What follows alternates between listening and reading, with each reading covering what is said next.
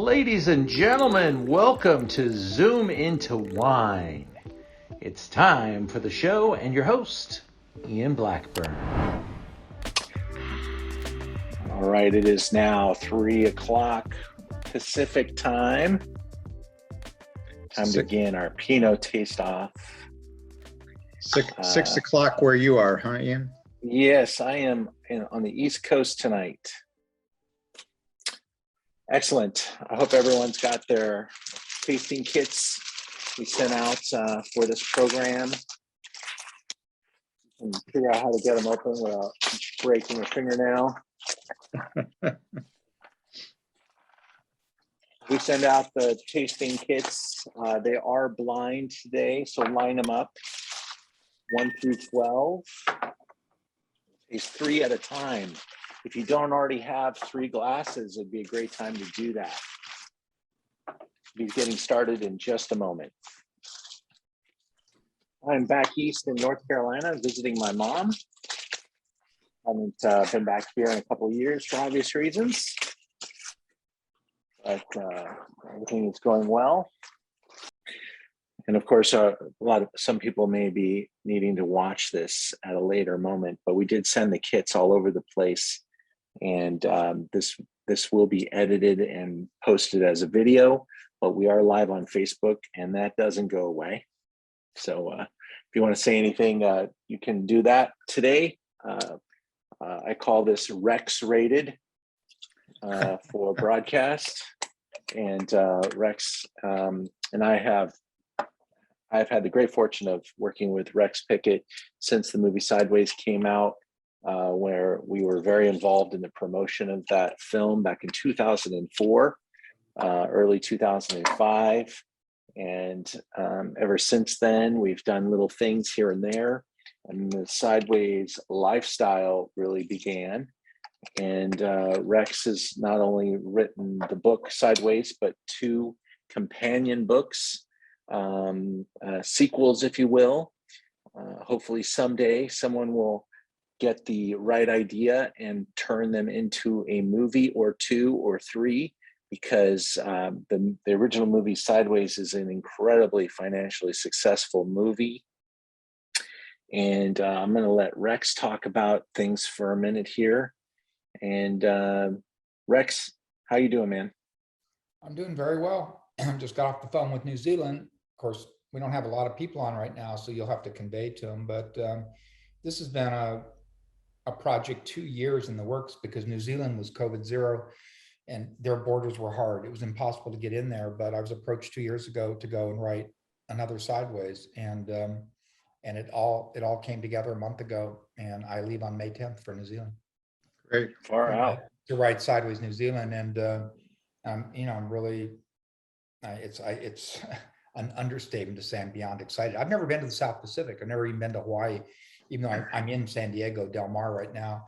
But this has been a long time coming, and I've wanted to revisit those characters. So because the new novel I have out is called The Archivist. It's about 4 women. It has nothing to do with wine. It has to do with libraries and secrets, and it's a love story. It's, I love it. It's a big novel, 641 pages. But now we're going back to Miles and Jack, and we're going to put them on the road in New Zealand. I told them I'm uncensored. The only thing is I won't make any sheep jokes.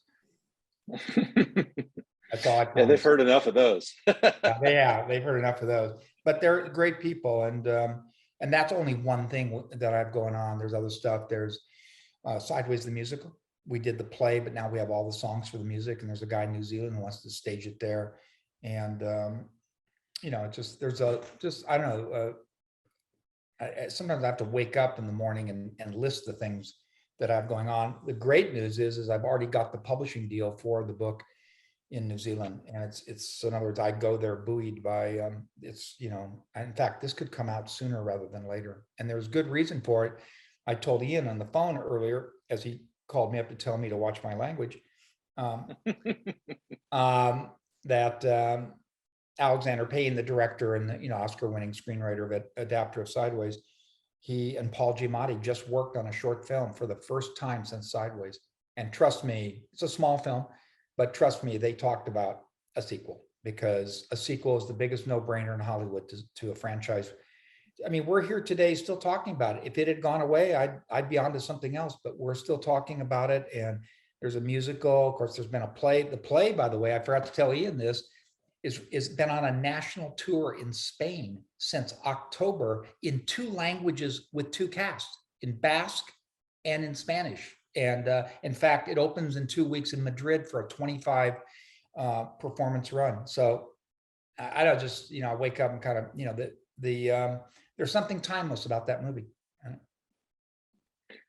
Well, today, Rex, we're going to talk a little bit in between each flight about some of your ideas, maybe some of the stuff that you think of when you're tasting these wines. There's so many different things that Rex has been involved in. He's a fascinating writer, a wine figure. If they list the top 100 personalities in wine, Rex Pickett's going to be in that list. So let's.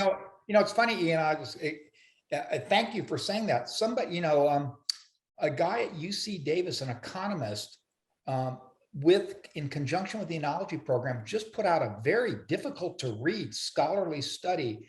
Did the sideways effect really happen? And I was interviewed by NPR and whatever, and they said, because there are a lot of people say, it's going to happen anyway. They said, no, it's the movie. The movie really made, there's no question that changed the world of wine, whatever. But now it's in a scholarly paper. The guy basically, it's hard to read, but he proved it.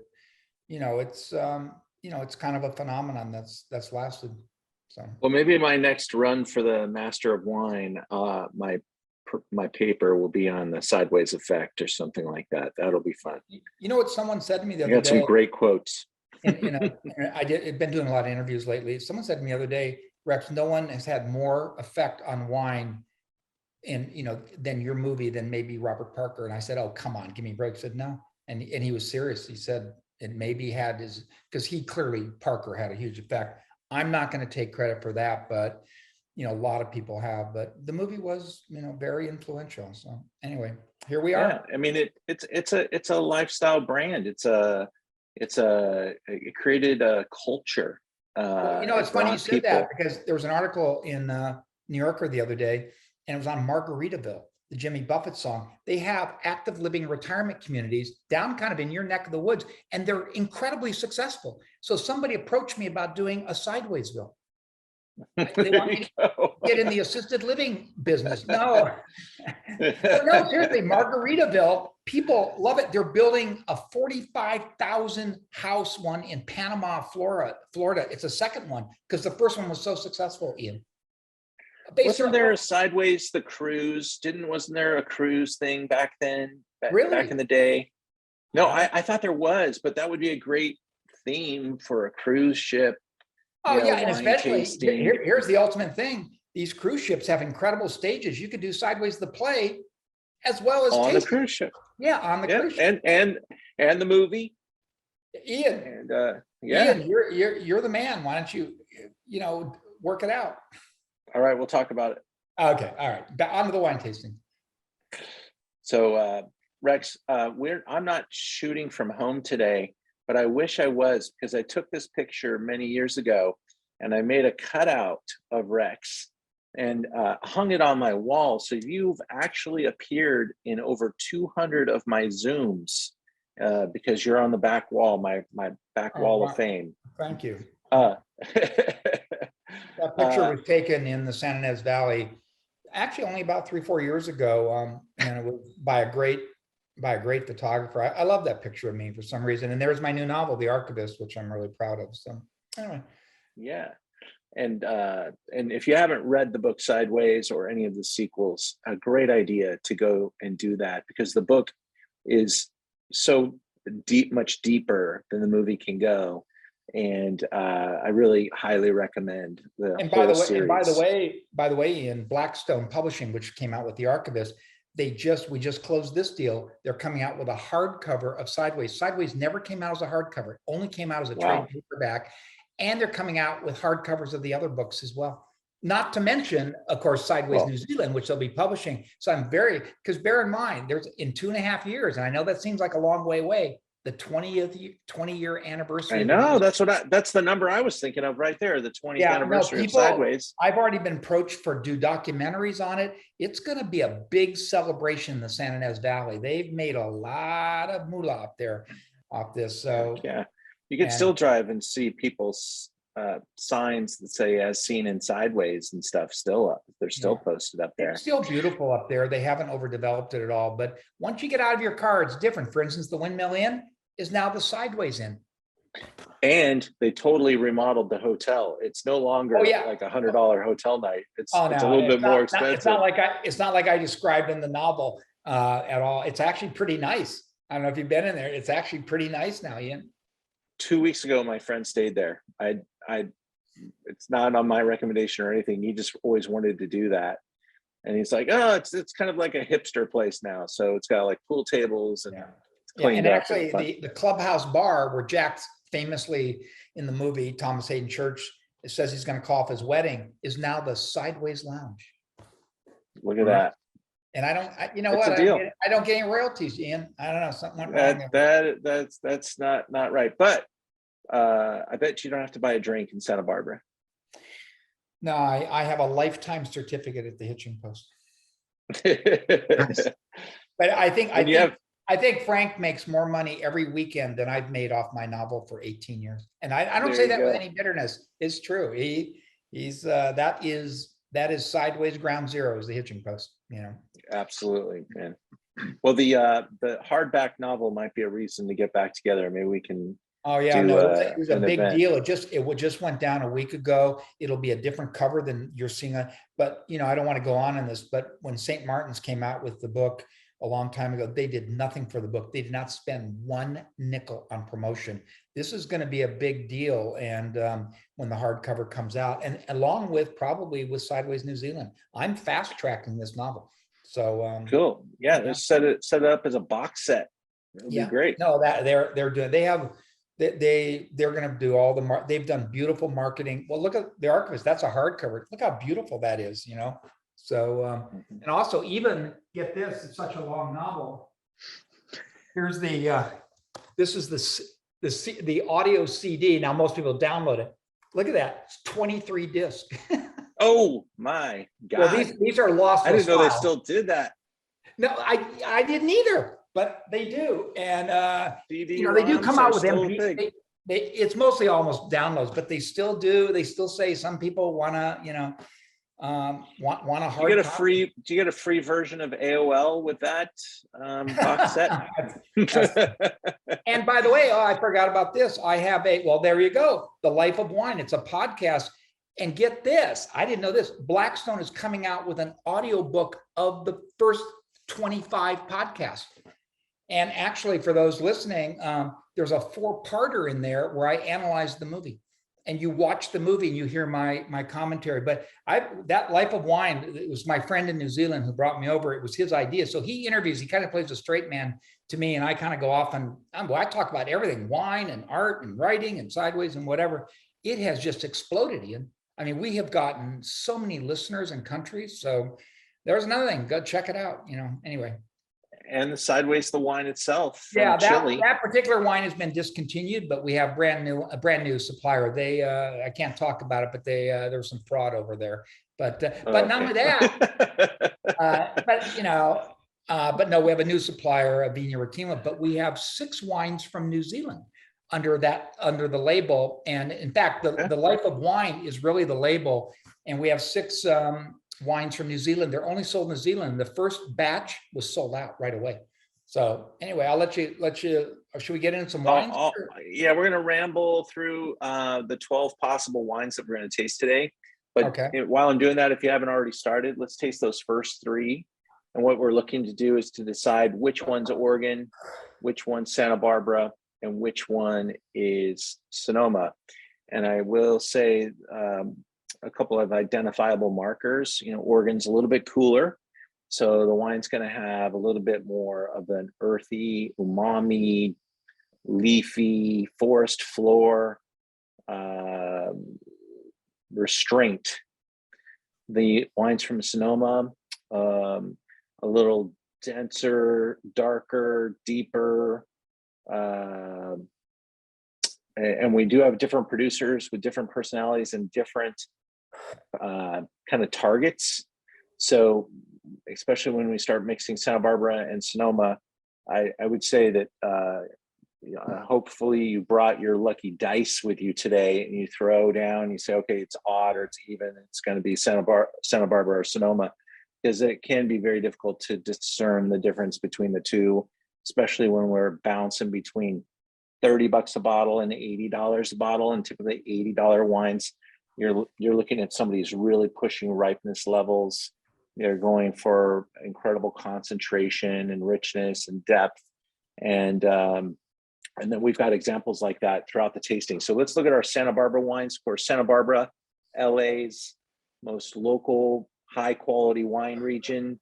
And it is truly on the world map now because of Sideways, and included in the great wine regions of the world. I think that's one of the unspeakable parts of the Sideways influence, is that how important this movie was to Santa Barbara wine. Get rid of the idea that it hurt Merlot, get rid of the idea that it promoted Pinot, although it did both of those. What it really did the most is it put Santa Barbara on the world wine stage as an important wine region. I sold Santa Barbara wine before Sideways came out. I couldn't put it in a wine list outside of Southern California. Even Hawaii had a hard time with Santa Barbara wines. So today's Santa Barbara wine lineup, one of the wines that we're going to have from Santa Barbara today, and they're not in any particular order. We're just going to talk about Santa Barbara, then we'll talk about the other two regions. Just so you know what we're tasting. One of the wines is from D'Alfonso Curran.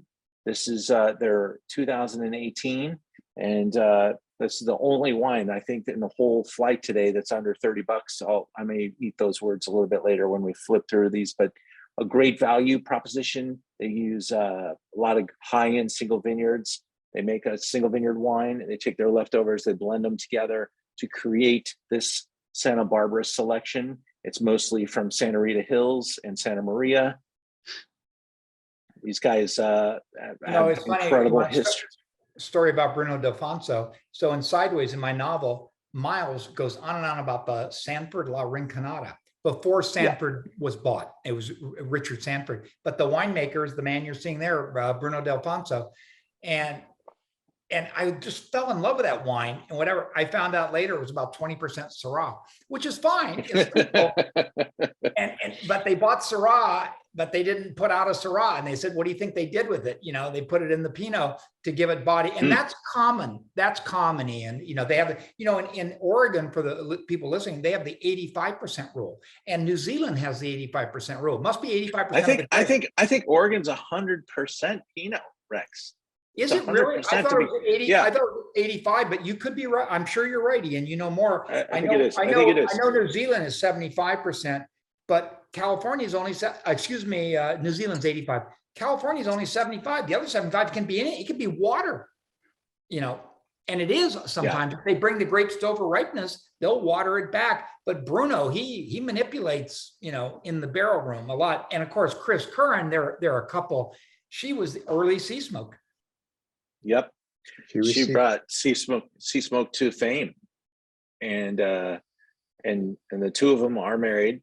And Bruno is really a scientist, is what he is. I mean, he knows the science of wine better than most people, and he knows how to do things to wine. With time in barrel, time on skins. He's got ideas and loves to experiment and show off that he can really do some stuff that some people say you can't do. And I gotta say, this is a real treat.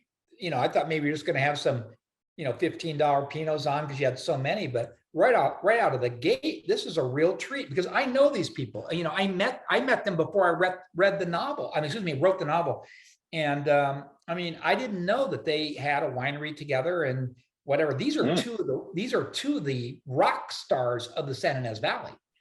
Well, if anyone's going to Santa Barbara, and I just got an email from somebody that's going to Santa Barbara, I don't know if you're on the Zoom right now, but if you don't think about going to D'Alfonso Curran for a wine tasting, you're missing a really great experience and opportunity to have not only an incredible experience, meet some legends in the business, but just really a touchstone brand for Santa Barbara. And I highly recommend you thinking about going and seeing them.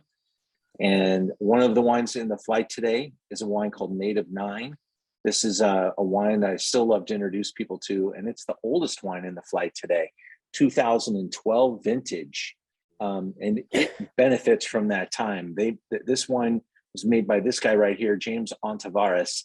He's the farmer, and he is the 9th generation. His rancho is huge, and there's only about 60 acres of vines that he's working with. But he also owns a very famous vineyard that he sells to a very famous wine brand that has a lot of wax on the bottle, and it sells very, very fast. And it is something that he basically can't promote his wine around, but it is, and he doesn't have anything to do with it except he grows the grapes for them. Now, Native 9 is made by he and his winemaker. And in 2012, it was probably just made by him. And it's only a couple hundred cases. But where was it? Ian, I missed it. Where was it from? His wine is from Santa Maria. Santa It's Maria. actually Santa Maria, yeah. Okay. And it is these vines are about 20 years old, and he's using a lot of stem inclusion in 2012. Every year he changed it, how much stem inclusion he was going to be working with, and in 12 he went full Monty on the stem inclusion. So the wine's very spicy and has a lot of character from its development. That's the hint to find this wine. One of the wines we're going to be tasting today, legend Paul Lotto, one of the great winemakers inside of Santa Barbara. We're tasting a single vineyard from Zotovich called Seabiscuit.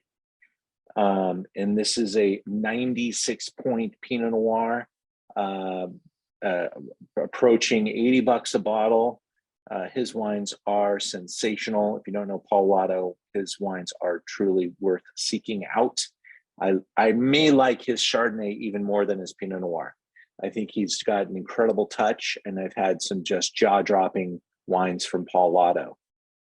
And there's a picture of Paul, and he's just really got an insightful palate. And when he makes his blends, he knows how to make some exciting wine that really rewards some patience and a little investment. His wines are not inexpensive typically, but worth it. The fourth wine that we're going to have from Santa Barbara, and again, we're going to have one wine per flight from Santa Barbara. So one of these first three wines is a Santa Barbara wine. It's from Mail Road. This is the Mount Carmel vineyard, planted by the Carmelite monks. This is some of the oldest fruit in the Santa Barbara region. The winemaker here is Matt Dees, former Screaming Eagle assistant winemaker.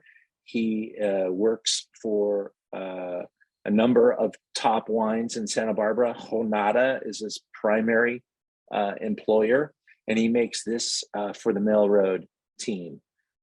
Big score. It's kind of a nice, juicy, round style. It's a 2016, sitting in a really good place, very pretty, and I love having like 2016. You spent some time in New Zealand, Ian. Yep. Oh, he has. He's worked all over the world. Wow. Tremendous personality, super dude. And you got to meet Matt Dees if you go to Santa Barbara. He's absolutely working on some of the highest end projects in all of the region. Wow. I'd never heard of this winery. Wow, thank you for bringing Sure. it. Wow. And his primary employer is Stan Kroenke still, because Stan owns Screaming Eagle and Jonata. Wow. Okay, now we're going to talk about our Oregon wines in our flight today. Again, one of the wines that we're tasting right now is from Santa Barbara. One's from Oregon. What are the Oregon wines we're pouring? They're all from the Willamette Valley, which has really grown up drastically. The Pinot, there's over 400 brands in Willamette now. It's just exploding. And now the bigger wine companies are really investing in the land, and you're seeing little teeny families getting bought out. And that's it's a part of the cycle. It happens about every 10 years. You'll see the cycle turn, and there's just a huge amount of acquisition. The vineyards will be at some point in the future. The wine brands, the big wine brands, will be like, why do we own all these vineyards when the fruit costs less to buy than it does to grow? And they'll start selling off vineyards, and that'll be way down the road. But for right now, you buy the vineyards so that you have enough fruit to make the wine. And then at some point in time, the cycle changes. Beaufrere is one of the wines that we're tasting today. This is the Cousins wine. It's like a declassified wine. They make 3 single vineyard wines at Beaufrere. 2019 is a great Oregon Pinot vintage, another great Oregon vintage. And I love the wines of Beaufrere. For $40, I think this wine, the Beaufrere wine's $100. So this wine is a great little value, and you could totally tell it comes from Beaufrere. That's my hint. If you've ever tasted Beaufrere, Is it Oregon wines. Isn't the winemaker? Yeah, he is. He's the brother of Robert Parker. Yeah, he's related Or to brother-in-law. brother-in-law. Yeah. Yeah, and so for that reason, you don't get a Parker score on these wines. Just like Mike Larner Vineyard, his sisters, Monica Larner of Robert Parker, his wines don't get rated either because of some retaliatory type stuff. Has there been a fair amount of migration to Oregon from Sonoma because of fires and global warming? Both. Has there? Oh yeah, there are a lot of pressures. I think when you look at Pinot Noir too, you got a lot of brands, like specialty brands, that really want to be Pinot thought of. And so they'll start making a Santa Barbara Pinot, and they'll start making an Oregon Pinot within the same brand. So that is part of the vertical. In fact, here's something very timely. Costa Brown just announced in Burgundy. They bought a vineyard in Burgundy, France. Wow. So California, Sonoma Coast, Costa Brown is making a Burgundy. And I think they already make an Oregon Pinot. Kendall Jackson just bought an Oregon vineyard. They already own an Oregon brand, but they bought more vineyard in Oregon. And so there's a lot of people diversifying, having an Oregon holding. The first people to do that were the French themselves. That's why Oregon is where it's at. The people in Burgundy said, we can't plant any more Burgundy. There isn't more Burgundy to plant. Where can we go next? How about Oregon? And that's why they're there.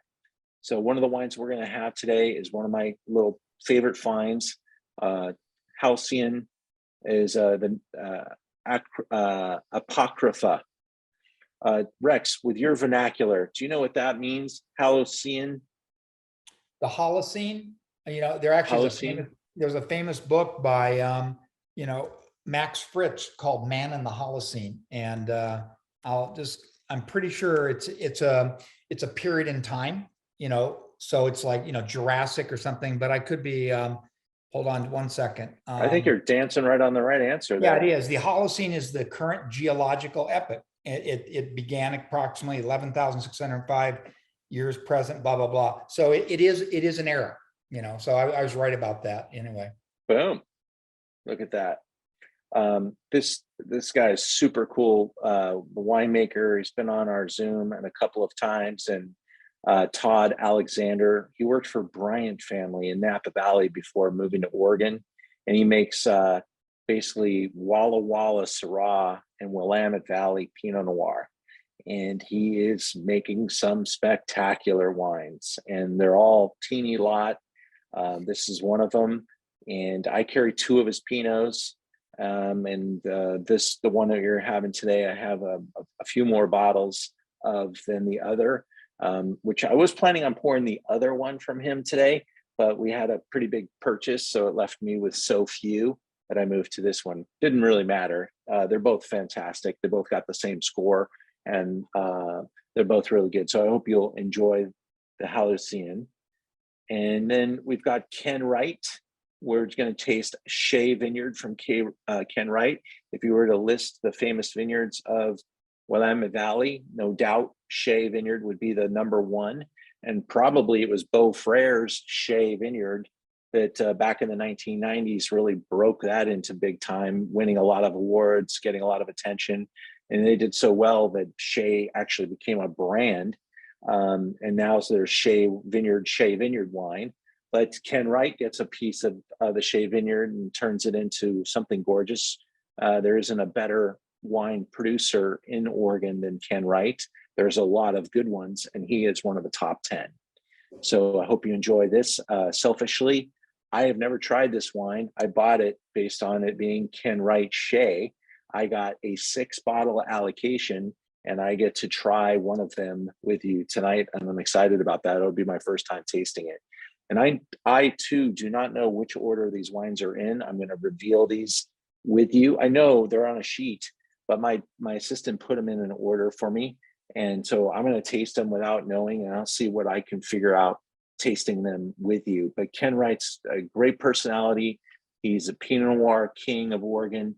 You see Ken Wright's name on the wine, probably looking at something really special.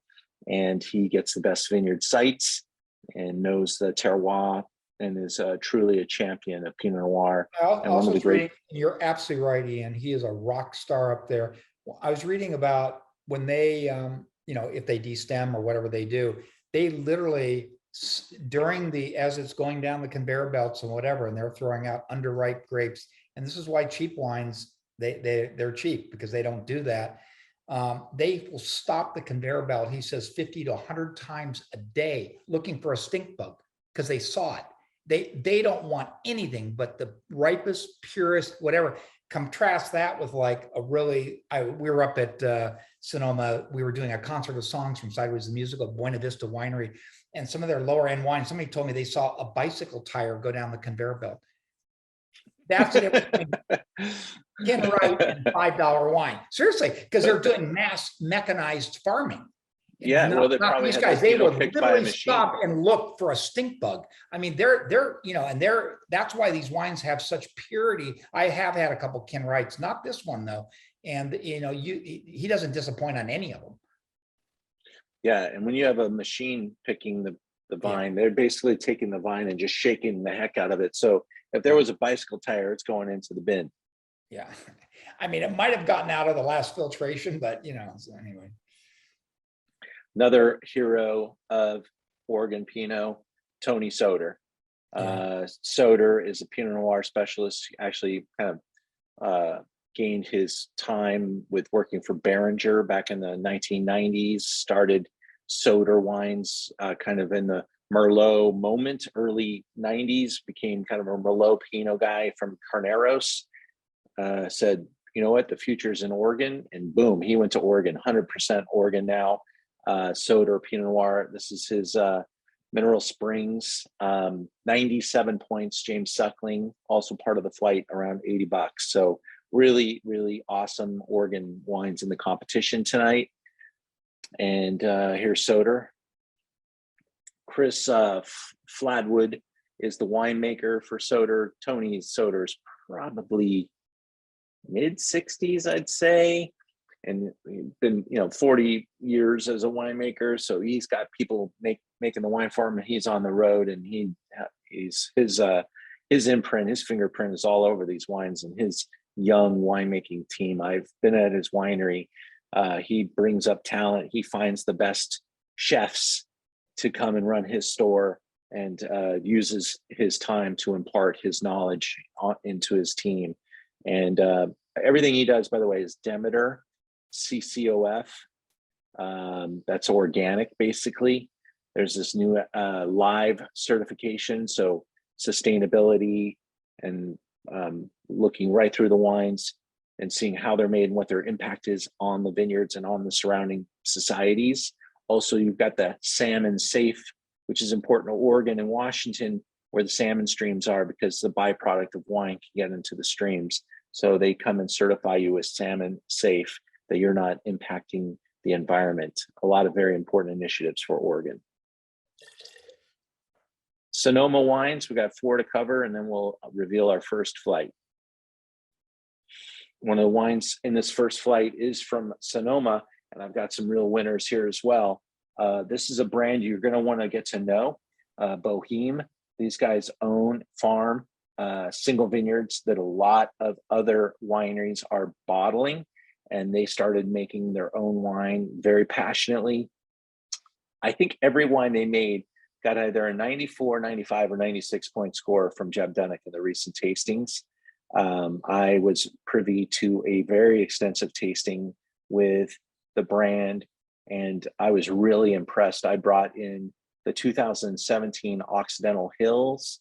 It's a 94 pointer, truly iconically tasting like Sonoma Coast, which has a crisp cherry skin character to it, and really nice dense fruit character, kind of fresher, brighter red cherry, and really a signature of the Occidental heart of the Sonoma Coast. And there's a brightness and a cleanliness to the wine that's very pure, very singular. And I love the wines of the Sonoma Coast, and especially Occidental Hills, really a great appellation. Here is the proprietor, and he super geeky on the fruit side, the grower side, really into spatial competition and doing all kinds of stuff. Lots of stem inclusion, use of French cooperage, but not a lot of new. They don't want the wines to taste oaky, so they don't. And a lot of hillside expression. One of the wines tonight is Paul Hobbs. Bingo, top producer, always awesome. His style is so compacted and so dense. He does go for it with French oak. He puts it on there and with flash and flair. He understands how to exaggerate quality and really nail this voluptuousness in the wines. I think he is a master and is at the top of this craft at this moment. So we're living in a very good time for wine, and Paul Hobbs is always a great brand to embrace. His wines get good scores. His wines are worth considerable investment, and they deliver. Bonovia. I hope I get to turn some people on to Bonovia today. And we're tasting one of their best wines. This is the winemaker, Mike Sullivan. He has an incredible resume, that really like one of the quietest winemakers. He never really thumping his chest, but he was with Hartford Court. He was with William Sellium, and he was making wine when they were really at the top of their game, really getting people excited about Pinot before Pinot became so omnipresent, and Bonovia became his product. So this is where he went to. They sell mostly all the wine they make direct to their mailing list. And so to be able to get a little bit of some of their best wine, I'm very excited to be able to show that off to you. What's it called? The name of this single vineyard is on there. Palm. Can you see it? Yeah, It's showing up. It's at the bottom. Yeah. Oh, there it is. Yeah, it was hidden on my screen. There we go. 2018, 95 points enthusiast. Our final wine we'll talk about before we reveal, 96 points, Addicts Pinot Noir. This is a new brand from Russell Bevin, who is the lead winemaker at Elise. Elise got purchased a couple of years ago by a really amazing team of people, and they went out and they went after all the top tools. First of all, winemaker Russell Bevin. This guy is an absolute insane stud of a winemaker. But he makes really big, juicy, ripe, thick wines. Look at him. Does he look like he would make a pretty, elegant wine? No. He was going to pulverize the fruit, and he's going to get everything out of it. His wines look like he does. He's a big dude with a great personality, and it shows through his wines. Juicy cola type of characteristics. He's got amazing vineyards that he's working with. They're really going after some of the best vineyards out there, paying whatever they have to pay to get the best fruit. And that's why this is an $80 Pinot from Sonoma Coast. Now, that show that I just went through is on the link inside of the chat box. So if you guys want to go back and look at that and help you guess, you could try to guess which wine is which in the flight. But if you just figure out which one's Oregon, which one's Sonoma, and which one's Santa Barbara, or just take a guess at it, that makes it really fun. So if you guys will now put your guesses into the chat, just tell me which one is number 1, number 2, number 3, Sonoma, Santa Barbara, Oregon. Well, we'll reveal.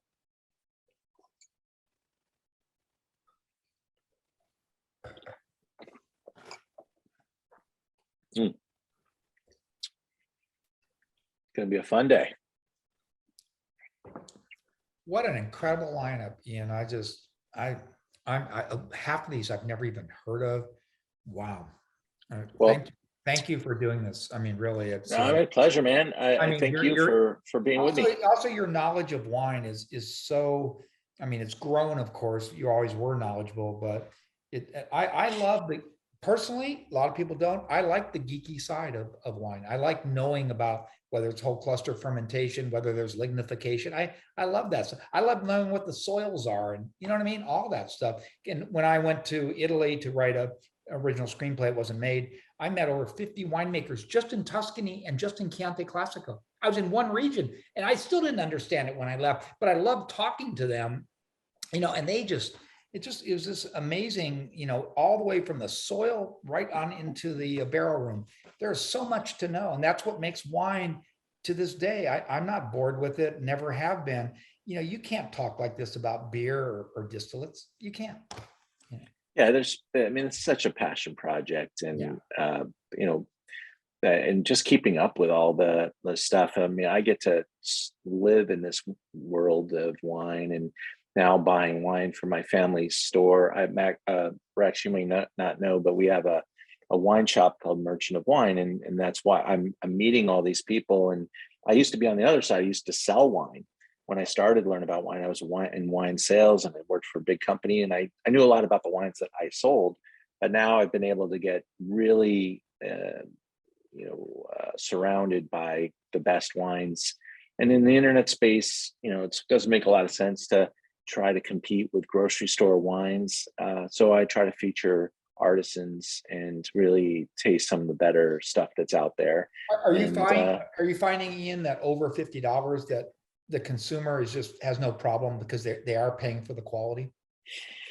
You know, if the wine is recognized for quality, it's hard for me to introduce people to wines that are that expensive without some nice scoring, without the reputation. I mean, I will jump up and down about how much I love it, but it does need to be something people are seeking. And that's with the internet being the way it is, that's what I can provide. I can buy the wines and hopefully run into a wine that's really successful, but I get rewarded with selling out of my 6 bottles, and it's not a great profit driver. I have to do a million other things to make my way in the world, but I do enjoy it, and so I'll continue. All right, I haven't seen a lot of people post. Let me just check and see. Is anybody putting their scores in there? Oh, they're in there. Well, let me look. Ian, Okay. can you talk about what are we looking for in the Santa Barbara versus the Sonoma region? Okay, I knew somebody was going to ask me that, and it is a little bit more challenging. I think, if you were to line up the warmer spots in order, I think Oregon and Santa Barbara are pretty close but it does come down to how the growers growing the fruit and what their regimens are, what their expectations are. Are they going for greatness or are they going for volume?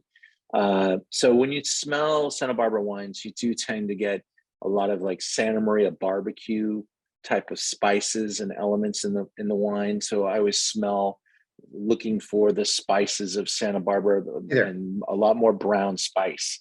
When I smell for Sonoma, Hello. I smell a little bit more ripeness, being cherry, and I look for fruit definition, little bit more fruit orientation, a little bit more focus on the fruit. I think Santa Barbara plays kind of with one foot in the area of fruit and one foot in kind of that notion of terroir, whereas Sonoma's squarely standing, it's representing the California terroir, the smell of ripe fruit, and whiffs of ocean air can be found in, if stylistically, if that's what the winemaker wants to showcase in the set of aromatics.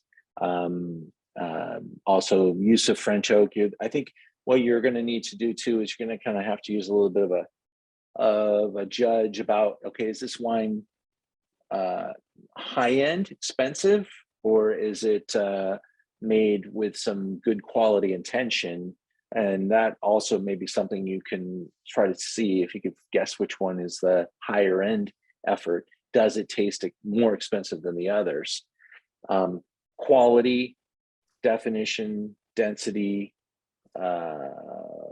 use of wood, concentration, all these things are kind of quality marks in wine.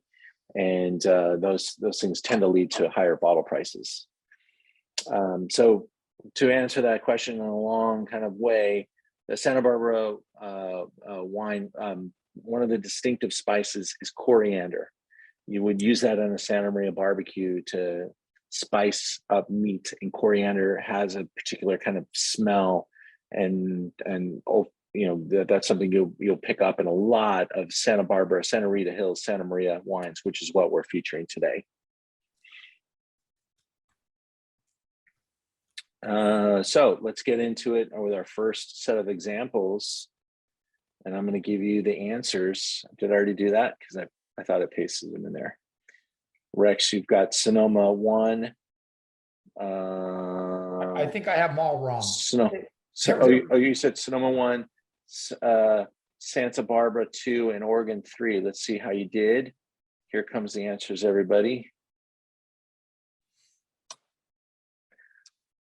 Oregon 1, that's Beaufrere cousin. Sonoma 2. I lost. I'm 0 for 3. I actually, at the last moment, I swapped Sonoma for Oregon. I actually tell you, at the last moment. That does throw it off. When you get one wrong, you get them all wrong. That's kind of the way I know. Three guesses I know. It's a lot of professional critics won't do blind tasting because they might taste a $500 Richeborg or something and call it not all that good, and they don't. That's not cool. So. Yeah, they're all terrific wines, very different, in many ways. When you take a look at wine number 3, the Native 9, he's really using Burgundian ideas here, stem inclusion, alcohols under 13.5. I mean, it's ridiculous. It's a beautiful developed wine. I think that wine, color wise. Did anybody guess that one correctly? Please yell out that you picked it. I see a lot of Oregon guesses on number 3, Rex. You were not the pioneer on that guess. Yeah. Gregory, you did pretty well there, dude. You picked Oregon 1 and you got that right. And then the other 2 you flipped. So everybody else thinking Oregon. In my notes, two people talking at the same time. Hold on. Go ahead. There was a female voice. Why don't we start with that one? Ladies first. That was me, Gia. So I had a question on the Native 9. Does the more tawny color, is it the French oak? No, that's just the fact that it's a 2012. Oh, it's an older. And with the use of stem inclusion, and I don't want to go down too big of a rabbit hole here, but think about it when you're extracting the color from the skins. When you include the stems, you're including like a piece of wood in the fermentation, and that those ligaments that touch the grapes have potassium in them, and they actually impact the color coagulation in the winemaking and color concentration. And so you will lose color in a wine that has a lot of stem inclusion. It becomes kind of rustically it looks almost Nebbiolo-like. And that's why a lot of Burgundy does that. And why I often compare Burgundy to Barolo. It has a lot in common. Wine number 2 was our Occidental wine. And if you look at that wine, from in the shades of red, and I don't know how much you guys have left in your glass, but mine barely got touched. So I told you to look for that bright, fresh red cherry.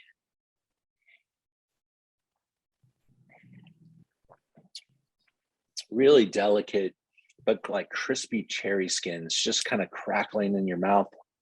Really fresh and juicy. Love that wine.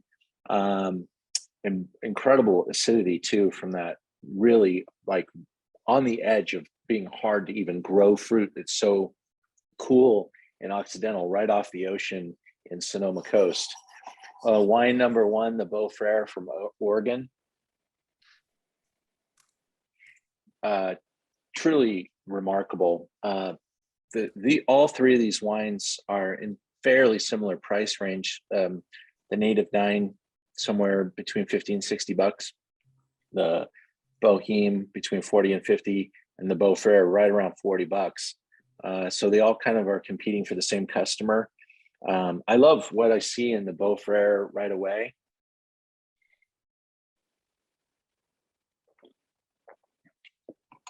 It's super youthful though, a little green, a little tight, and could use a few years in the bottle. Sorry and for the others. No problem. I heard you say chicken piccata. Nope, I didn't. Come on, you had the lemons. Come on, and I just went with that. Period. Are you talking to me, David? Oh, I'm sorry. No. Let me mute. Let me mute. So sorry. All right, buddy. Well, you were giving some nice notes there. I was following you. All right, let's go into our second flight. So empty your glasses. And if you're interested in any of those wines, they are available at Merchant of Wine. And I have all of those. That's good. Is Merchant of Wine a physical brick and mortar or just online? We're online. We have a physical warehouse, but no license to allow customers to come in. I got to go on there. So, I mean, if you're carrying these wines. That's just incredible. Yeah, we have a pretty healthy selection of Pinots, Burgundies, Oregon, Santa Barbara. I'm carrying, not carrying enough wines from South America. I need to invest some time in finding some better South American wines. Well, from you know Chile. what somebody told me at a wine store, it's hard. Somebody comes into the store, of course, in your case, it's online, and they say, they have to then go and educate them on South American wines and then hope they buy it, when it's easier just to say, hey, here's some from Willamette, boom. It's an easier sell. Not that they're not, they're comparable. I do pretty well with those wines. It's just it's hard to get salespeople to come and see you still right now. They're just order takers right now. There's not a lot of wine to sell, and there are not a lot of salespeople that have been employed. So they're just taking orders, and I just need to be able to. I have to actually go out and taste these wines. I can't go to Chile, or I want to, but it's not like it's efficient for me to go down there to buy wine. I'm not going to be buying that much. So if they don't bring me samples, it's hard for me to try what's happening. Now, I'm really impressed with what's happening in southern Argentina and Patagonia with brands like Chakra, Pinot Noir and Burgundy style Chardonnay. I almost went to Chakra I write for Falstaff International, and I talked to the owner, Piero, whatever, and he sent me a bunch of bottles, and one was a Sina Sucre, and my God, that may have been one of the greatest Pinots I've ever had. I mean, it's an incredible wine. We don't talk enough about the soils, and the soils there, which, are alluvial, but they're hydrated by Andean snowmelt. There's a lot of minerality in those wines. And of course, the soils in Oregon are very different than Sonoma and Santa Ynez Valley. But anyway, we won't geek out too much. But yeah, Piero, I was almost going to go down there and write an article on him, but now I'm going to New Zealand instead. But he's quite a character. He's he's serious, that guy. I mean, he's Oh yeah. He and I used to hang out when he lived in LA. He was going to Pepperdine. Right. Yeah, he told me And about he's a super fun guy to hang around with, a rock star for sure. yeah. And Well, his family is Sasakai. and he did that pressure was just like hard for him to come to terms with. Wow. And so he decided, let me not go in that direction. Let me just do my own thing. And so that's what he did, and went and built a chakra in Patagonia. He found an 80-year-old Pinot Noir vineyard. Yeah. And he's really going to take the world by storm down there. And he's not going to make a lot of wine. He has. His wines are sold 85% by the glass because they're so highly prized. He doesn't even sell bottles. I don't even think he has a wine club. I could be wrong on that. Those are hard wines to get, and they're of course limited production too. So, well, we do have, I have most of them on my website. So I was able to Good grab for you. some. Good for you. Yeah, and being able to find that kind of stuff is what I want to be, Rex. I want to be out there finding the better stuff. Quite honestly, chakra is kind of a deal. His entry level wine's around $35. Well, it's a good point. 'Cause even the Sina Soufre, which is one of the greatest Pinots, you're not, in Sonoma, let's call a spade here. It's an average of 350,000 an acre, and it's not like an Amazon fulfillment center. You can only plant so many grapes on it if you want to do it right. You can't start putting in more grapevines. An acre in Napa, I've heard an acre now can go for as much as $500,000. They make money on weddings. It's not even on the wine anymore, seriously. And so a lot of them have fled to Oregon because the land was cheaper, but now that's growing and getting more expensive. Yep. But Argentina, Patagonia, where he bought Piero, I forget his last name. It's a long name, whatever. But Piero and Chiesa del Roqueta. Yeah, right. But he's the land was very inexpensive. A lot of farmers have left the area because it's sort of non-arable soils down there, but that's good for grapes. He gets it. I could be in his compound right now if I wanted to. He said, you come down here, I'd stay here during our winter. But I said, I'm going to New Zealand. So a fascinating guy. And like I said, he sent me, you know what? He's got this French rock star winemaker who makes his Chardonnays. And those Chardonnays were incredible, Ian. That's Rouleau. Yeah. Rouleau is from Merceau. I mean, that's what smart people do. They get hooked up. I mean, you can't even buy Rouleau Burgundies. They're like crazy expensive. So he goes and gets the young Rouleau to come help him because he's in a different 6 months, 6 months apart in the way the vintages work. So he's not a consultant. Rouleau's actually he makes the wines. Partner. He is. And he only makes the Chardonnay. Those Chardonnays blew me away. They blew me away. I mean, anyway, for those of you on here, if you can find Chakra, CHACRA, Chardonnays or the Pinots, and they are, you bring up a good point, Ian. They are a bargain compared to Sonoma. Well, compared to Burgundy, for sure. Well, for sure. Yeah. And I only get the entry level Pinot in America. I don't even think they import the higher end stuff that he's making. He only made like 50 cases of it. I mean, it's just and it got like a 99-point score on the James Suckling. So and he told me how he made it. It was bizarre what he did. I mean, he literally was in there with his hands, and he'd let the fruit drop down. He'd bring it up with his hands and crush it just with his hands. And there's no air in there at all. I mean, it's just in small barrels in these small batches. He's a hands-on guy, and you could taste it in the wines. They go forever. That's, for me, I don't know about you, because you know more about wine than I do, Ian, because you're in the business more, but it's when it has that 3-act structure. All wines have a front attack of some level.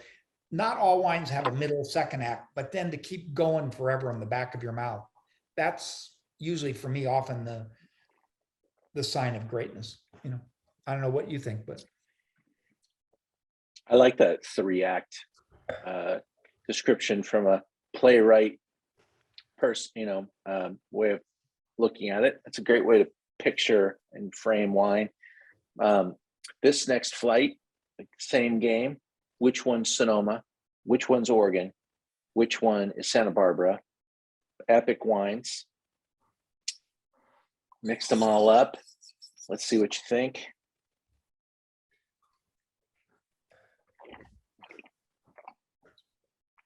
I think this time I want to ask a question too before you give me the answer. Tell me which one you liked the most. Because I think we pay a little too much attention to brand, price, all that stuff.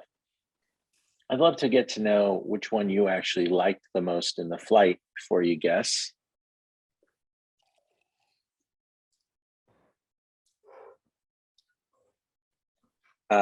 Gregory, can you explain with a bullet? Is that like a back? It's like a shot of something? I was just saying there's no comparison. 4 tastes much older. I think Act 3 is a way of saying lingering finish. So for me on the last flight, when you called me out, what I was going to say is I couldn't really tell too much between 1 and 2, but 3 was definitely older. So I got that part right. Good. On this flight, I'm getting the exact same thing. Number 4 is definitely the oldest. Number 5, no lingering finish at all, especially when I rinse with water. And then, so if I had to guess, I would say 4 is the oldest, then 6, then 5, just from like green type, the gasoline type, and then 4 is just so smooth, lingering finish. You said 5 doesn't have any finish? Yeah, 5 is really quick for me, especially when I let it air out. When I first poured it, 5 is pretty tight and dense, and it's got a little bit more firmness. It doesn't have that soft landing on the finish. It's more firm. It's got a lot of tannins, to be honest. Yeah, with you. tannin. And when we talk about, stem, it might be stem tannin. When we talk about stem inclusion, I got this from winemakers. There's stems and then there's stems. There's ones that have gone completely woody that hold lignification. Then there's sometimes they're just still in a green state, and often they'll eat the stems to decide if they want to include them or not. So the stems go through an evolution of them. So I agree. The gentleman who just spoke, I agree. I think number 4 was my favorite of these. The 6th one, you can just see looking at the glass, it's a very light. It's almost transparent in a way. But I thought 4 was for me. I could be totally wrong, but it's all subjective. That's the one thing about wine. But I agree, 4 to me was a standout here. And let's talk about that for a second, because what I like and what you like and what Gregory like might all 3 be different. And as a person who tastes wine all the time, I have to tell people, sometimes when I go to reach for my favorite wine, it's not the biggest. It's probably the lightest. It's probably the wine that makes you kind of want to crawl in the glass a little bit more, because less is more to me with wine. When I get a wine that's like screaming at me, I'm like, oh God, it's so exhausting. It's screaming at me. It's so ripe. It's so rich. It's so concentrated. So all this that I kind of, those can kind of tire me a little bit. So there's different things excite different people. Now, when I buy wine for the store, I kind of go all over the spectrum, because I'm just, if I had to drink the same wine every day, I would go crazy. In fact, I bet you in the past 5 years, I haven't had the same wine 2 days in a row ever. And if it was because I opened the bottle yesterday and I didn't finish it, or get my money's worth yet, so I got to go back to it. That would be the only time I would drink the same wine 2 days in a row. But I like all 3 of these wines for different reasons. I understand why number 4 might be getting a lot of like buttons here. It's juicy. It's delicious. It's got some yum factor to it. What is it? Let's see what the answers are. David thinks that is from Santa Barbara. Gregory, what did you think it was? I mean, just if, yeah, I would also guess Santa Barbara just by going off 3 from the last flight, but Mhm. yeah, I think that's a good Yeah. guess. Cool. My trajectory on this tasting, everybody, is that Rex has got a heart out by 8 o'clock my time, which is 5 yours. I expect that we'll be done probably somewhere between 4:30 and 5 at the latest. So, pace yourself. If you have to cut out, you can always watch this. By the way, this is live right now on Facebook at Zoom Into Wine. So facebook.com/Zoom Into Wine. If you miss any part of this, you want to watch it again, you have to check out. You can catch it there. And then eventually we'll be editing this and we put it on our archive on the website down at the bottom of Merchant Wine, Zoom Into Wine archive. All of our videos are down there, except for the ones that we destroyed on editing, maybe with an error. We had a problem with Zoom or something like that. And those are very few. My team is doing a great job there. So someone was just talking to me. Was there a question in that comment? Everybody, did I answer everybody? I feel like I just dropped somebody out. All right. Gia, like number 4, tell me what your answers are so I can reveal.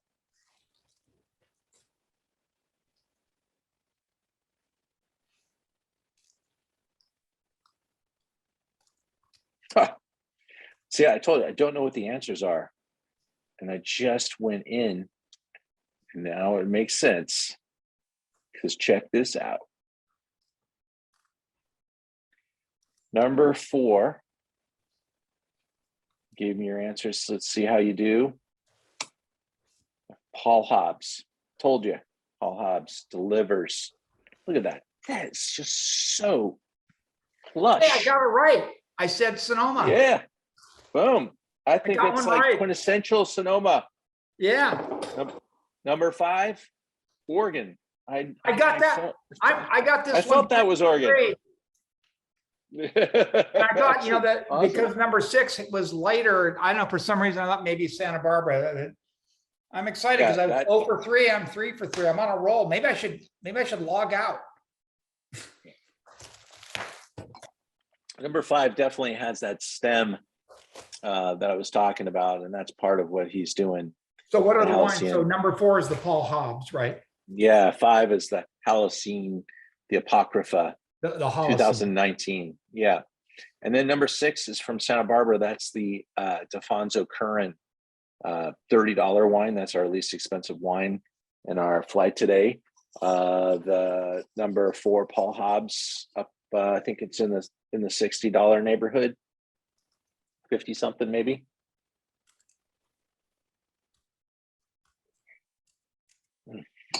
Delicious stuff. I hope you're enjoying so far. Yeah, I don't want to push you too Incredible. fast, but Incredible. we'll talk about this for a minute and talk about something else with Rex. Why don't you get into 7, 8, 9 when you're ready? Should we pour them? Yeah, Are we ready to pour? So Rex, you leave for New Zealand when? May 10th, 2.5 weeks. Wow.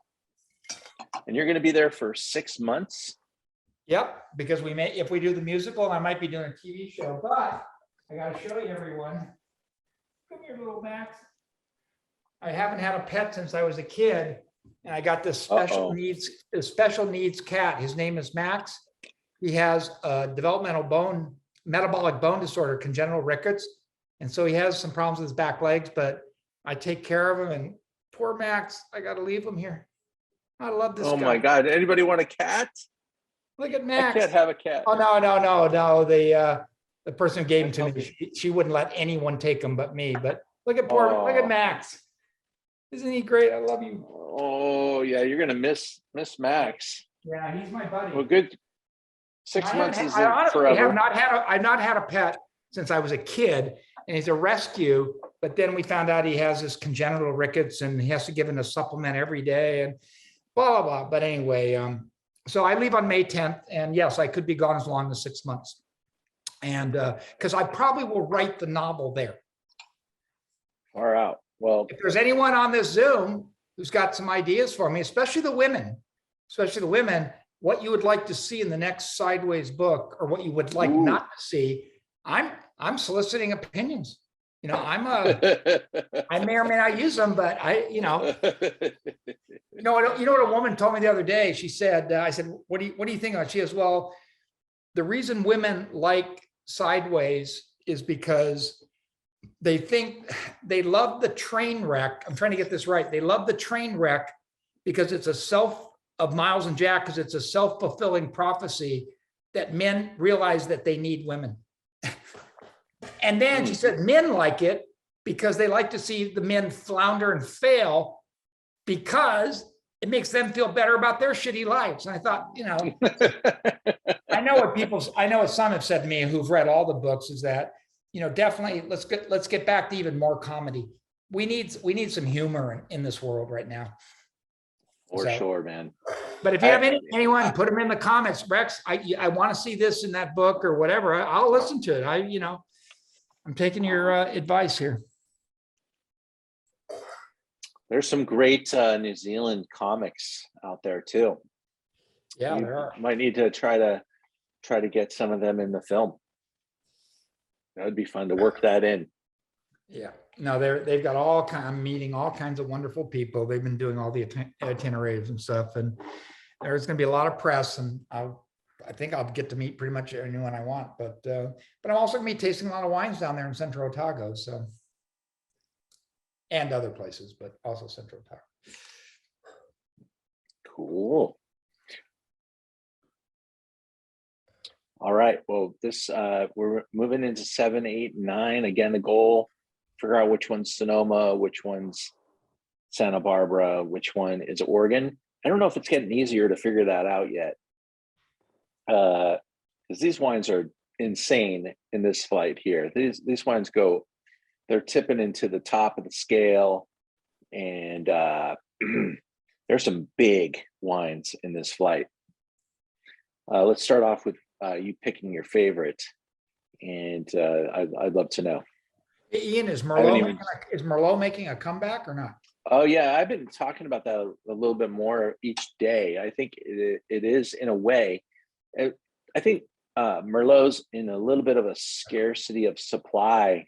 So, the Merlots that are out there are freaking great.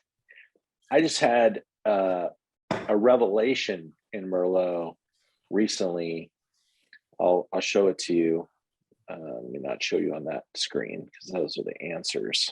Ian, do you have a favorite red wine variety? If you had to go to a deserted island and you were going to be marooned there for the rest of your life, you can only have reds and whites, but only one grape variety, not a blend. We're not going to go there.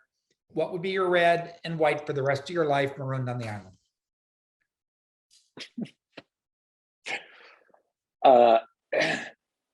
I would drink champagne. You would? Okay. Purely. So your Blanc Noir. If given the option. Okay. All right. If given the option. Okay. That's where I'd go. Yeah, that's not a. I don't know how that would work on an island with no ice, but that's one of those things. I got my wish. I get champagne for the rest of my life, and all of it's got to be drank hot. That would be no fun. Well, it doesn't necessarily have to be a tropical island. It could be off Tasmania. It could be cold, right? It could be water. You just put your bottles in that water. So you would get the Blanc Noir and the Blanc de Blanc. You'd have both. That would be it. Yeah, and you could keep them in the water, keep them cold. Yeah, that's what people are doing now. Aging wine under the ocean. If you've heard about that. Mm-hmm. Mm-hmm. Let's see. I'm just. I wanted to see if I could find that Merlot. It was kind of expensive. What was it? If it's Merlot and it's on my website, I've been grabbing some great stuff. Of course, there's some classics, some expensive stuff, but this wine right here, the Cami Estate Merlot from Calistoga. Whoa. All this fruit used to go to Joseph Phelps, and Joseph Phelps went 100% estate. So this property has a long story with Joseph Phelps, but Oh my God, this wine. I like bringing this wine out when people say, "Oh, I hate Merlot," or haven't had a Merlot I liked. This I mean, is the one that's 120 a bottle, it better be levitational. dude. It is. It is. Okay. We I tasted mean, that in for one of the pallet builders. That was oh one of yeah, the ones. we used it. Yeah, we Did used I? that, Cami. That was probably that bottle that opened and blew my mind. It was very good.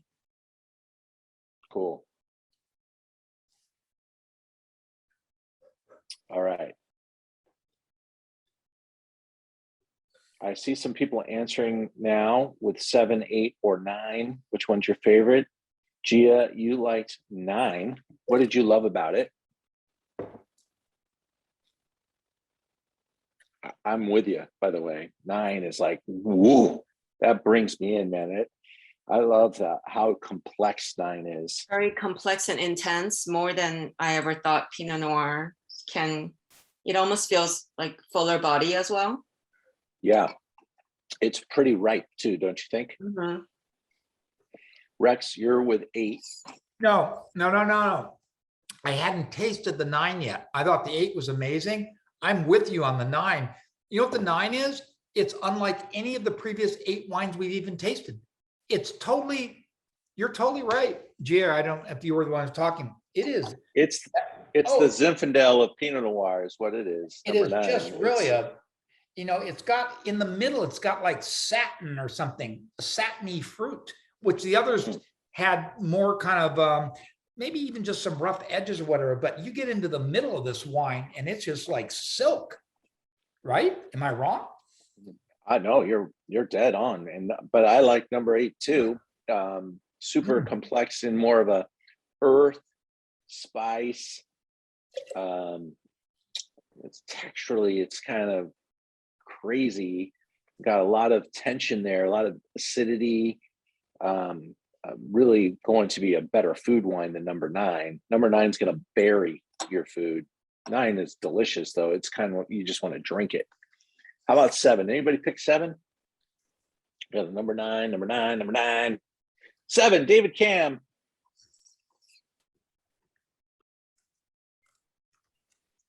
Pretty it's like a lighter, fresher, more tender. There's quite a bit of wood on number 7.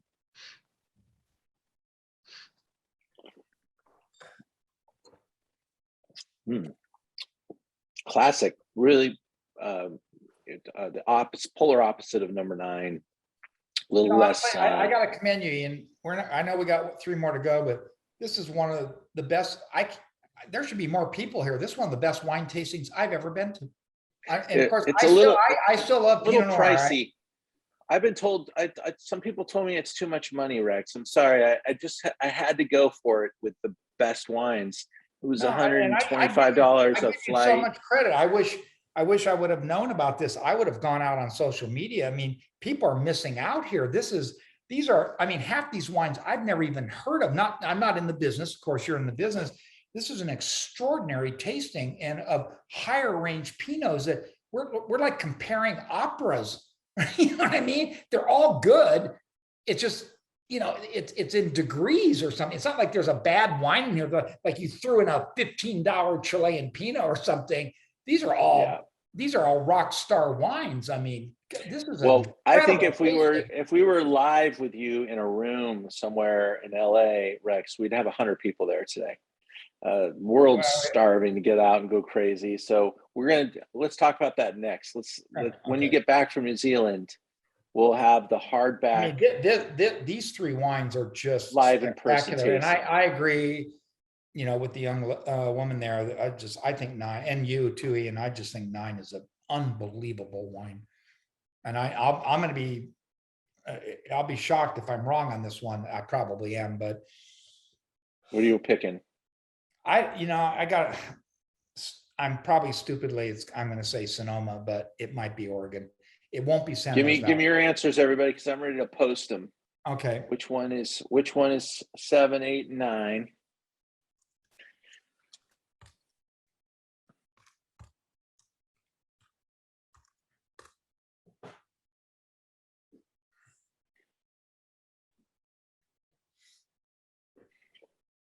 I'm not disappointed at all with this turnout. To be honest, it's a Saturday afternoon, and we sent out 20 kits, and I know a couple people couldn't make it today that have the kits. They said they're going to watch this later, but we're in the new Wild West. The world's changing every day. Oh my God, the thing. This is what is it? 3 ounces in each one of these little vials? Would you say? 2 ounces. So you're getting a full bottle of wine. Getting a full bottle of wine for that of 12 different extraordinary Pinot Noirs. This is, and not only that, we're getting your wonderful, color commentary, whatever. This is a bargain. Yeah, well, it's fun for me to do it with you too, Rex, and so it's great. I appreciate you being here, and we'll make some noise with this event today too. We're gonna chop this up in little pieces, send it to each of the wineries. Oh, people need to get it. I hope they're watching something. They need to get to your store, because I mean, all these wines are available online at your store. These are probably highly allocated wines, wouldn't you say, for the most part? Well, and some of them you can get, but some of them people haven't heard of before. And I just love turning people on to California, especially if you're in California, but you could be anywhere in the U.S. It's going to be simple shipping. The wine isn't going to be traveling, long. It's going to come in a Sprinter van to you. Yeah. I mean, right. We do most of our businesses in California, and we do $10 shipping in California, and we do free delivery in LA. So it's $100 order to get free delivery in LA. Otherwise, it's $10. But that's a bargain. And the price of gas now, you can't go anywhere for $10. It's funny because I'm down here in Del Mar, and there's a Jimbo's, which is kind of a little bit of higher end Whole Foods, and they put in a new wine. They've only had 5 stores. They put in a new wine section, and it's nice. It's a long aisle. There isn't a wine even close to these 12. And I hate Justin loves me because he actually carries my wine there. I hope he's not watching this, and he's got, if you're going one-stop shopping, it's better than Safeway, Ralph's, and whatever. Okay.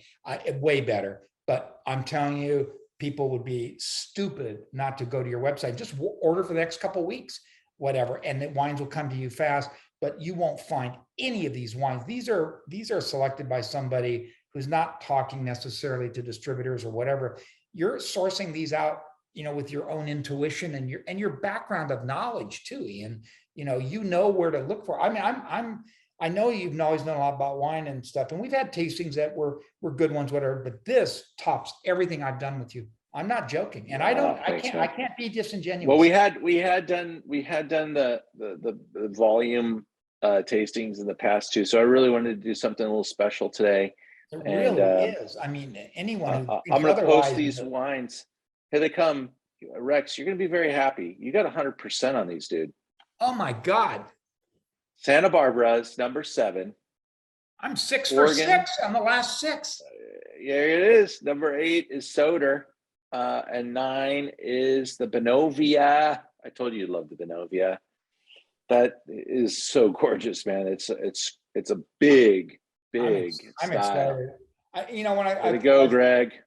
There's something about the complexity of it, and and also number 8 is kind of a it's kind of a powerful wine. So I thought Oregon because of the soils there, maybe, but yeah, I mean, and Soder makes those big kind of blackberry wines, Well, Soder number 8, that stem, you can just smell the stem inclusion in this number 8, and this wine needs some more time, but these are all big in their own way. Big in Oregon with stem inclusion is what you got at number 8, and that nose is so complicated, and it's got so much spice and so much earth and underbrush and that forest floor, that damp mushroom. I mean, it's got all that stuff. Yeah, and it clings to your palate like nettles. like nettles. I like that. See, that's the other thing I love about wine is it inspires you to dig deep for language, and I love words. So I'm just excited. How did you get it? How did you get into wine, Rex? Because everyone can enjoy that last flight, and if you want to save it, pour it back into the little jars. Drink it a little bit later. That's a great way to extend. I'm moving through these so quick. I want to go back and spend some more time with these. You could just do that, and later tonight, come back to them if you want to. If you pour them back in the little jars. But how did you get into wine, Rex? I know the answer, but I want you to tell everybody. I'll be brief, but I always enjoyed wine, was married, whatever, but I never really thought about it. It's like, oh, go get that bottle of Gurgé Chill Sauvignon Blanc. Go get that bottle. That's what wine people in the wine business hate, is when they go back and get the same wine over and over. They want them to try a different wine, and maybe discover. And so I started going to these wine tastings on Montana Avenue in Santa Monica. It was a little store called Epicurus, long since gone. And in the back, in fact, for Falstaff International, if you guys go back, my first article is how Pinot Noir saved my life. And I talk about Epicurus. And on Saturday, it was before I wrote Sideways, I was dead broke. And for $5, the reps would come and we got to go wine tasting. And there were a lot of, Montana Avenue is right on the border between Rent Control and Brentwood. So there would be wealthy people coming down to those tastings, and then people like me in Rent Control, dead broke. And I started to learn about wine there, and I got to know the guy who ran the store, and he didn't like the owner that much. So when the owner left, he took out his anger on his salary on his inventory. And so he would pop. Scares me to death, especially after he got a couple bottles in him. He started opening a lot of bottles, but also the people there were very knowledgeable, especially the rich, and there was a kind of a snobbishness. So I started reading about wine because I didn't have the wallet. And so I was reading Jancis Robinson, and it's obviously it's an encyclopedia. You don't start from the beginning. And that's really my start was Epicurus. I said, I used to drink wine, but I didn't think about it at all. And then I got up there, and I don't like to be, I don't know about you, but if I'm in a situation where people are talking and I feel like I don't know what, I'm not at their level, but look, if it was about F1 and Formula Racing or something, I wouldn't care, but I wanted to be at least, I thought there was more going on there, and so I thought I've got to read about it. I've got to try to, drink the wines. And that's where it started really for me, was at Epicurus, a small wine store on Saturday from 3 to 5, but the owner left at 4:30. The party went to 8. I remember that store very well. And in fact, for those of you there, my novel, not the movie, but my novel opens at Epicurus. I used to call in that store. It was right next to Blockbuster. And I knew that the individuals will keep their names because they're still working in the business. But it was. I'll name him because Julian Davies is he's a friend of mine, and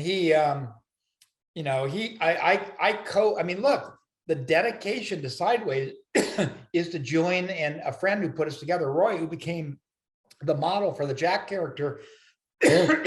And so everyone knows who Julian is. He's a great guy, Great guy. Extremely generous. If it's your inventory. Gregory, I totally agree with you. Number 10 is wow. Think coffee, think espresso when you smell number 10.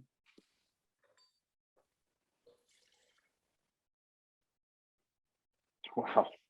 That is crazy.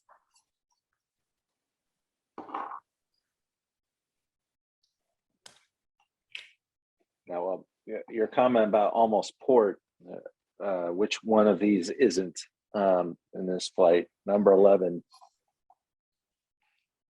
gets me to port pretty fast. And number 11 is pushing the alcohol. That's hot.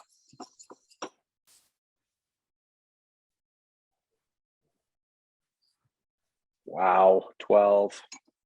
Come on. Tell me what your favorite is after you've tasted all three of these. I'd be curious.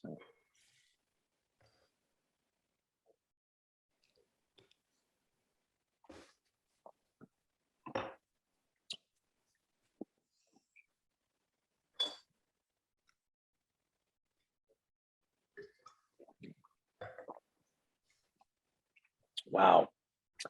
Levin is so awesome in the mouth.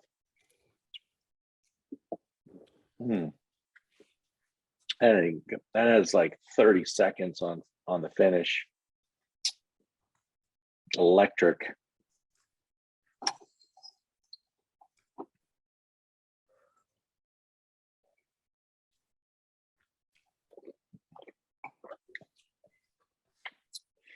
Well, while you guys are tasting, I'm just going to do a quick little commercial so I can talk about a couple of things that we have coming up.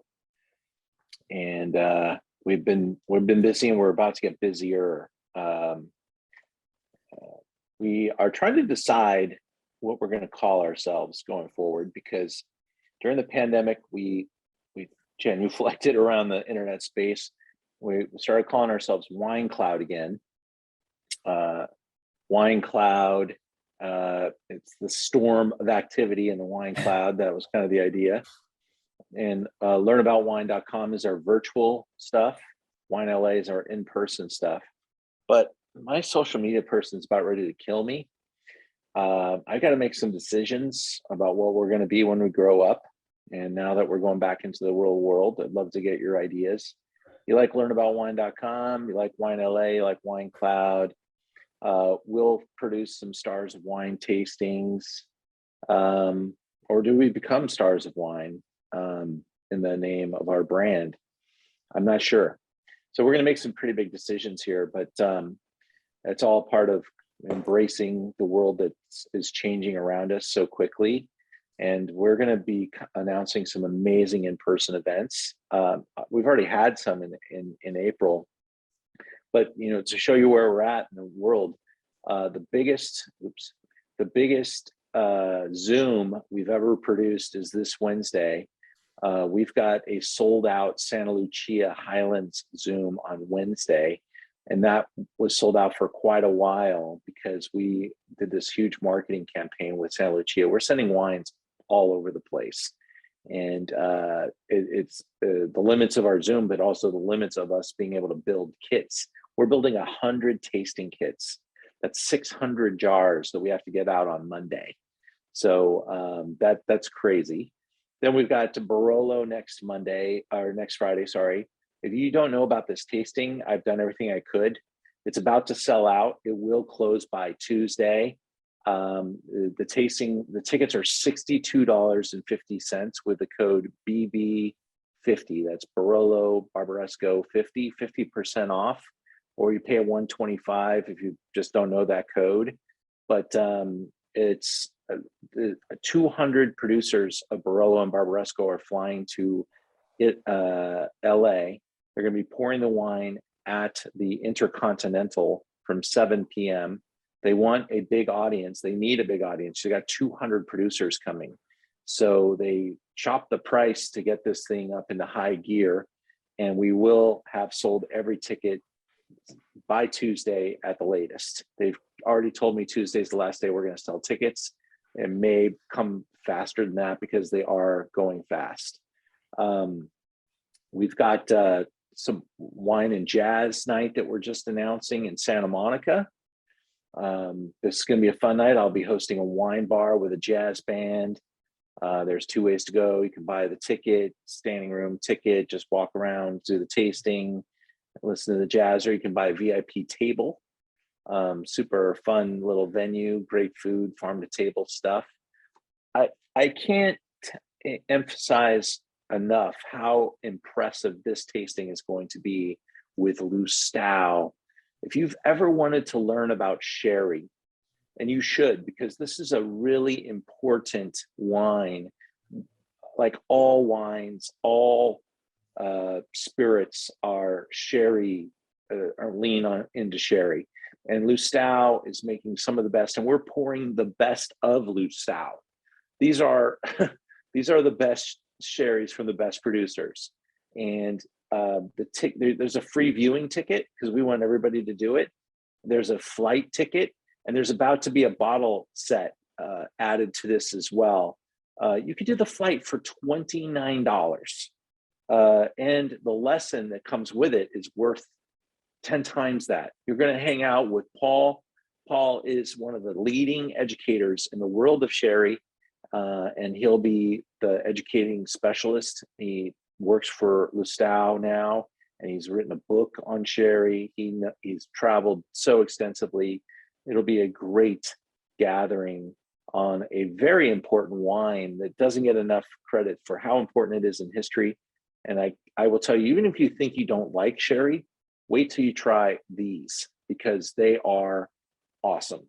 Salty, umami oriented, crazy flavors, just really, really cool. Coming down the pipe, we've got some trips coming. We've got our next STARS event. I just want to plug this too, because it's off to a pretty bad start. I mean, we have hits and we have misses, but I could not put better Spanish wine into this event. This is one of my wines of the year from one of the best producers, Lagar de Severa. This is their indigenous grape varietal blend of Albarino. Incredible. Then this wicked barrel fermented white wine from 2015. Alejandro Fernandez is one of the cult personalities in Spain. And we're going to taste the 2015 legend from Bersco, Raul Perez. There's nobody more respected in Bersco than Raul Perez, and this wine is impossible to get. And we've got it in this flight. We're going to go to 2008 Benjamin Romero, Bodegas Contador, the Carmen Gran Reserva Rioja. This is a $140 bottle of wine, and it's included in the tasting flight. We're going to go to Monsant to taste the Venus La Universal. This is one of the most exciting brands in Spain, bringing incredible ideas to Monsant, which is right outside of Priorat, outside of the volcano, all biodynamically grown. Grenache, Syrah, a Mourvèdre, just really amazing blends that will, with the minerality of their Ligerata soils, insane wines. We'll finish up in Ribera del Duero with Pingus, the Flor de Pingus. And so maybe I went a little too high end on these flights, but it's only $45. $45 to taste all those wines and to learn about all these wines from the importers, the brand producers, the winemakers. If you want the bottle kit, $350 for the 6 bottles of wine. Really, seriously, kill me. This is like the best Spanish wine lineup I could put together. And I hope you guys will. I may do this from Auckland. All right, we can get it to you. I mean, no, seriously, because as I told you, my play, which is called Entre Copas in Spain, means between glasses, but that was the title of the movie in Spain. It's in 2 languages. That's the one I would. I also, the sherry one interests me because I don't know enough about that. I want to learn about wine. I mean, you leave on the 10th, right? You leave on the 10th. I leave on the 10th. I'm that Spanish one, just that has my 45. Well, wait a second. How am I going to get them in New Zealand? That's right. Can you take a box of wine with you on the plane? You check a box. Yeah, I could. Yeah, I could. Yeah. Let me figure it out. We'll figure it out. I'm making a note of that right now, Ian. You're doing some. I wish I've been doing more of these. You know, I just wasn't aware of it. You know, your marketing needs to improve. Thank you. I need to improve. Actually, you know what? I know. Seriously though, your social media is doing a great job. I'm going to need one now with New Zealand. Because I'm on Twitter, all these places. So if you could hook me up, you know. Well, let me tell you one thing about New Zealand is you're going to be there about a month, and then you're going to be like, I can't wait to get back to California. Are you kidding? Oh no, I'm not. Why? Because it's cold? No, it's just. I mean, unless you just love silence, it's so quiet there. I love silence. Okay, and actually, bear in mind, there won't be a lot of silence because they have me event after event after event. I'm going to be like Ian over there, and they've got me on parade, whatever. and bear in mind, I'm researching a novel. It's not like I'm going over there to sit in a cabin, so. Awesome. Yeah. David Cam's favorite in this flight, number 11. Okay, we got the guesses are Sonoma, Oregon, Santa Barbara for Sabrina and Grace. 10 is your favorite. Glad to hear it. Oregon, Santa Barbara, Sonoma, Oregon, Santa Barbara. Let's see what the right answers are. Oh, ooh, did not know. Number 10 is Addicts from Sonoma Coast, Russell Bevin. Wow. That seemed to make a lot of people pretty happy. It's one of the best-selling wines on my website now, guys. Not necessarily the number of bottles, but I've sold a lot of it. I can get a lot of it, and I have a great price on it. And it's fairly expensive, so it doesn't take much to become one of the biggest sellers. I've sold a couple cases already, and I've got more coming. The Ken Wright, number 11. That's our Oregon. So as you notice, that color was impacted a little bit, a little more stem inclusion. Whoa, I love number 11 too. I think it got so much vibration. Number 12. Did anybody like number 12 the best? I was surprised. I don't think I saw that. And I think some people got Santa Barbara right. Like Greg nailed it, 100%. I did too. I nailed it. Oh, look at you! You got all I three missed of the these other again? two, and I thought it was a That's terrific impressive. wine. Yeah, I got it right, but I missed the other two. But I have to admit, number 11, I agree with the others. That Ken Wright, boy, he just makes a wine that it has no imperfections. And 10 is so sexy. It's it's like roasted. It's like, okay, it's black. It's black in the glass. It's so crazy. You get it smells like espresso beans in that glass. Just crazy. When I was up in last September, we were doing a concert of songs from Sideways the Musical. It was pretty electrifying. American Express was our title sponsor. It was really exciting. And I got a special tasting at Blue Farm Wine. Have you heard of her? Her name Ann Muller, whatever. She makes she only makes Pinot and whatever. And she came out. They don't have a tasting room or anything, so it was a special thing. And she said something interesting to me. I talked to her. She came out for me, whatever. And I said, "What is it about Pinot, whatever?" And she's talking about different clones. She says Pinot is like a watercolor to her.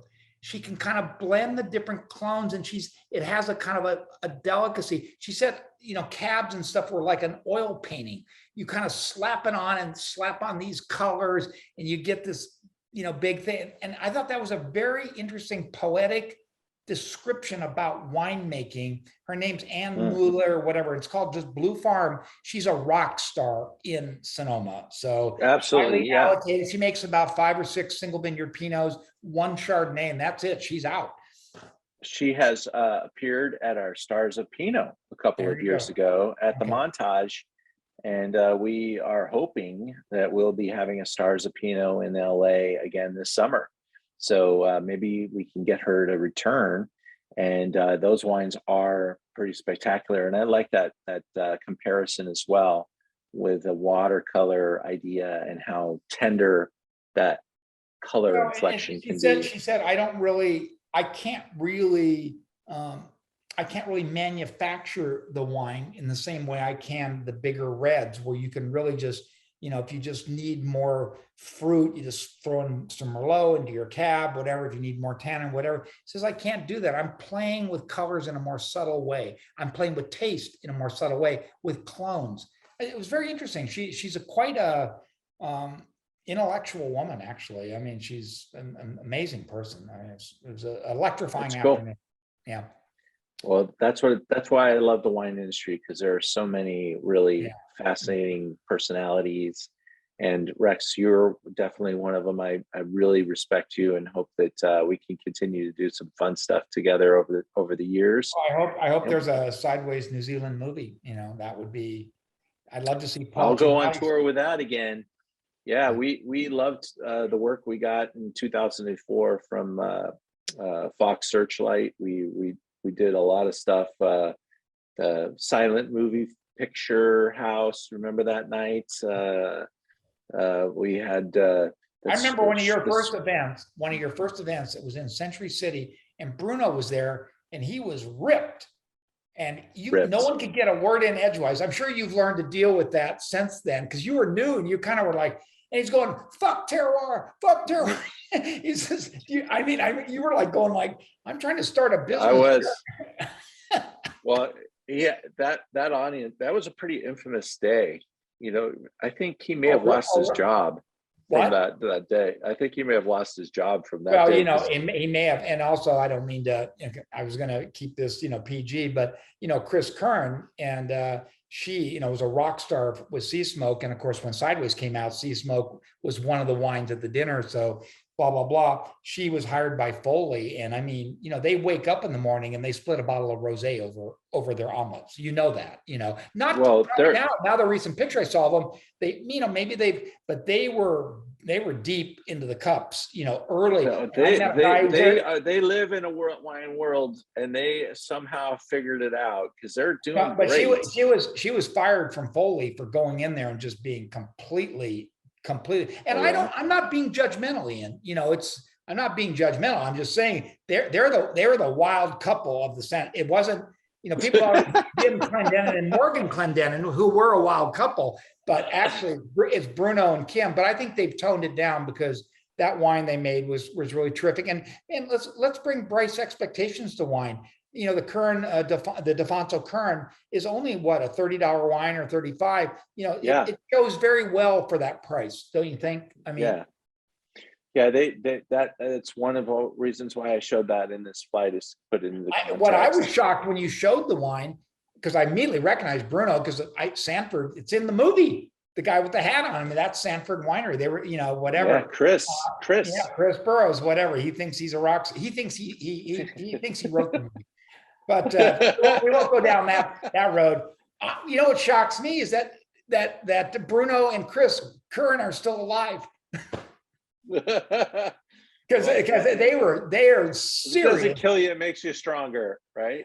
Well, no, I think they've bottled back a little bit, But they were pretty wild back in those days, and but they're great. But give them credit; they're fantastic winemakers, and they love their wine. There's no question about that.